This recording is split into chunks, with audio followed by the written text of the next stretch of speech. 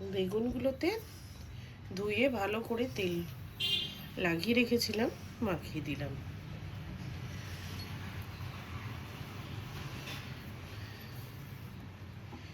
এবার গ্যাসের ফ্লেমটা অন করে দেবো।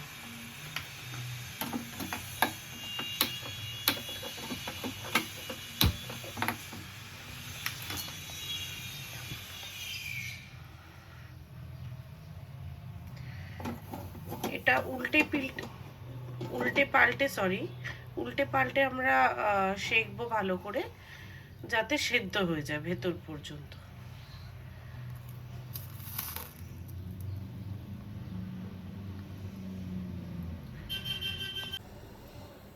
বেগুনটা উলট পালট করে আমি ভেজে নিয়েছি, সেঁকে নিয়েছি। বেগুন ভর্তা তো আমরা সবাই খাই, একটু অন্যরকম টুইস্ট করব, দেখবেন খেতেও অত্যন্ত ভালো লাগবে।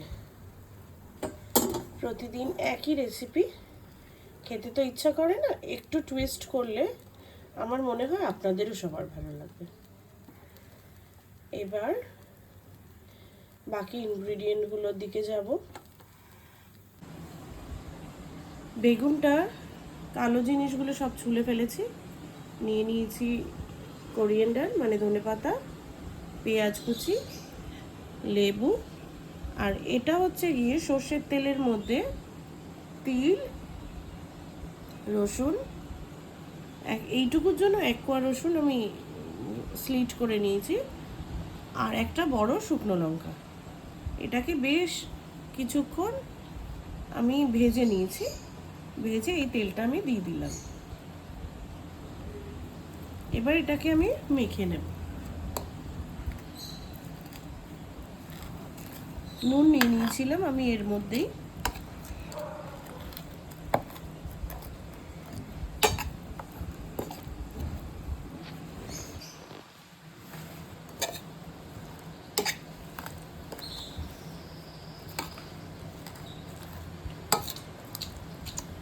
রিকোয়েস্ট রইল একটিবার এটা বানিয়ে খেয়ে দেখবেন, অবশ্যই খুব ভালো লাগবে। এটাকেই আমরা ভাজতাম যদি আমি রুটি দিয়ে খেতাম। এটা যেহেতু আমরা আজকে ভাত দিয়ে খাবো, তাই আমি আর এটাকে ভাজলাম না।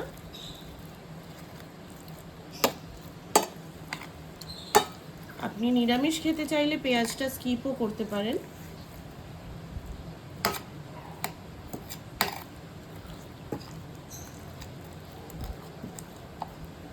বেগুনটা আমি আগে ভালো করে ছাড়ানোর সময় দেখে নিয়েছিলাম পোকা আছে কি না। এই হয়ে গেল আমার মাখা। এবার এই লেবুটা আমি চিপে দেব, আর ইভেনলি আবার স্প্রেড করে দেব লেবুটাকে।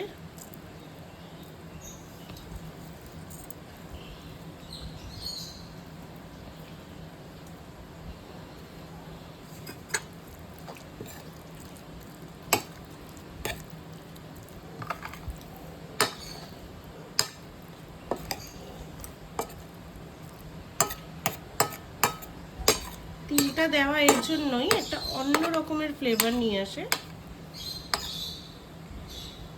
রিকোয়েস্ট রইল একটি বার এটা বানিয়ে খেয়ে দেখার। যদি আমার এই ভিডিওটা ভালো লাগে, যদি আপনারা কেউ ট্রাই করেন, তাহলে আমায় অবশ্যই জানাবেন কেমন লাগলো, আর সাবস্ক্রাইব করে দেবেন, একটি ছোট্ট লাইক করে দেবেন, এইটুকুই অনুরোধ। নমস্কার।